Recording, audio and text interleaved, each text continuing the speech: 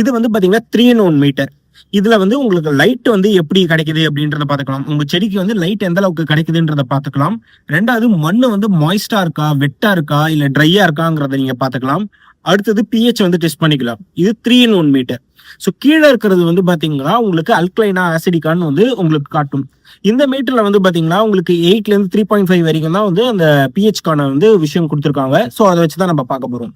அதுக்கு மேல இருக்கிறது வந்து பாத்தீங்கன்னா உங்களுக்கு மாய்ஸ்டா இருக்கா, வெட்டா இருக்கா, ட்ரையா இருக்காங்கிறத பாக்குறதுக்கான ரீடிங்.